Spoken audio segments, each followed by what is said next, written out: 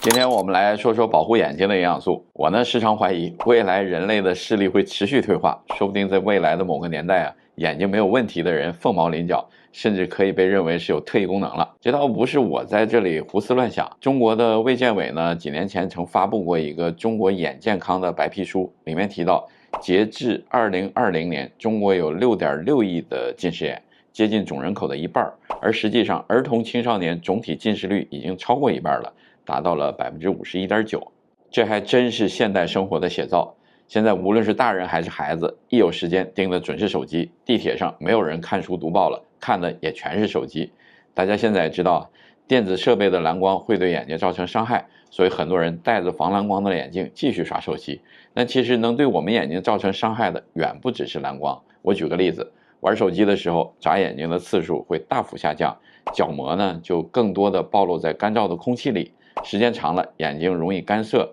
也就是我们常说的干眼症。不过我还发现一个问题，就是很多人一提到护眼营养素就会提叶黄素，但其实不同的眼睛问题需要不同的营养素，像晚上视力下降的厉害或者眼睛干的厉害，叶黄素是起不了太大作用的。所以今天我们就来一起说说不同类型的眼睛问题分别需要什么样的营养素。欢迎来到生活家课代表，一个专门研究通过营养素来改善健康状况的频道。我是课代表 Tim， 一名 CNPA 加拿大健康产品认证顾问。我们呢还有一个官方网站，网址是 lifepluscanada.com， 频道里提到的商品基本都可以在官方网站上买到。另外我们还在屏幕的右上角留下了我们的联系方式，如果您有什么问题，欢迎通过微信与我们联系。我们先来说说基础的护眼营养素。关于这部分其实是有强证据支持的，历史上最著名的是美国国家眼科研究所资助的2项前后时间跨度20多年的眼科营养研究，英文的全名呢叫 Age-Related Eye Disease Study， 缩写是 AREDS 和 AREDS2。这2项研究专注于年龄相关的眼病预防和治疗，里面相当多的研究结论呢也被各个领域非常广泛的引用。AREDS 的第一次研究从1990年代的中期开始，重点研究45到60岁的人群黄斑变性和白内障的进展状况，以及一些营养素的组合是否可以延缓黄斑变性。结论呢是服用维生素 C、维生素 E、贝塔胡萝卜素、锌、铜这几种营养素，可以将中重度的黄斑变性进展风险减缓25%。到了2006年，因为担心贝塔胡萝卜素可能增加吸烟者的癌症风险，以及之前配方当中的锌含量过高等原因，美国国家眼科研究所呢开始资助了 AREDS2 的研究。这一次引入了叶黄素和玉米黄质以及 Omega-3。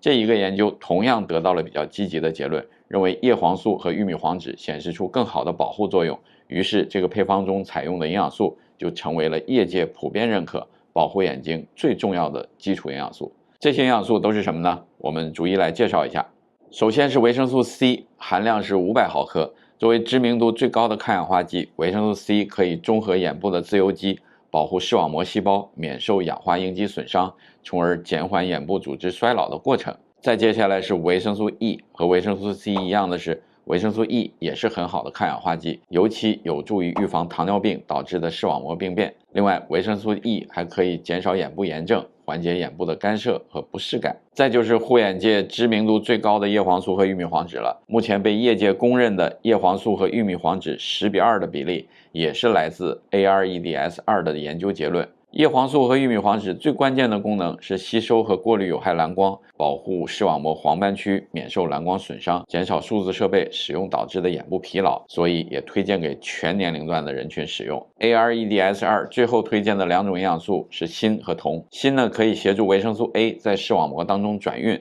另外也是抗氧化酶的重要组成部分，而补充铜主要是为了预防补充锌时容易出现的铜的缺乏。所以如果你希望对眼睛进行全方位的保护，可以直接参照上面的配方选择产品。市场上类似的产品有很多，像这一种是加拿大视力研究院认证的产品，属于 AREDS 的超级加强版，单粒叶黄素可以达到20毫克，或者呢你也可以选择这一款，配方更接近 AREDS2，但额外添加了枸杞和越橘。那考虑到很多人有服用复合维生素的习惯，那里面也提供一些维生素和矿物质，这种情况下可以选择单独的叶黄素和玉米黄质补充剂。那儿童叶黄素的剂量一般建议在5毫克左右，成人呢一般从10毫克起，通常建议每天补充到20毫克。那黄斑已经开始变性的人群可以最高服用到40毫克，所以大家只需要对号入座就可以了。那接下来我们再来说几种特殊的眼部问题都需要什么样的营养素。第一个是夜盲症，夜盲症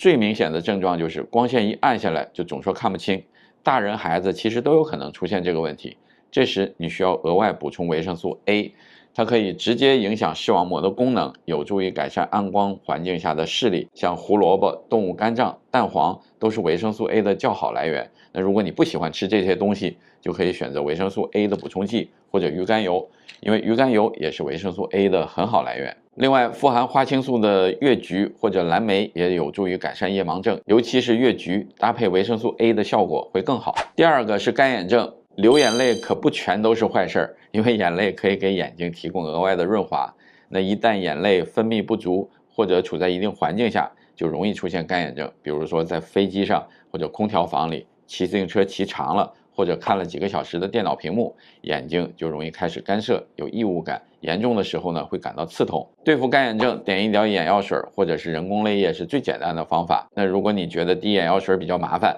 可以日常口服大剂量的鱼油，再加上维生素 A， 可以对干眼症起到改善的作用。第三个是眼部过劳，这个在白领或者学生身上容易出现。像白领对着电脑屏幕连续加班，或者学习期末考试读书读的没白天没黑夜，这个时候可以考虑使用一些虾青素。虾青素本身就是自然界最强的抗氧化剂，它的抗氧化效果呢是叶黄素的200倍。它还有一个特殊的作用，就是可以舒缓疲劳的眼部肌肉，改善眼球调焦的功能，加快眼周血液循环，从而避免眼睛过度劳累，造成不可逆的影响。那关于营养素的内容说到这里就差不多了。其实想保护眼睛的话，比营养素更重要的是用眼习惯。你的眼睛不是你的牛马，看手机看20-30分钟就让你的眼睛休息休息，闭眼养养神，看看远方，都是很好的调整方式。好好照顾你的眼睛，它才能陪你去好好看未来，对吧？好了，这就是今天的全部内容了。我们这个频道呢，专门研究通过营养素来改善健康状况，欢迎关注点赞，了解更多营养师推荐的加拿大健康产品。那如果你希望购买视频里提到的产品，可以访问我们的官方网站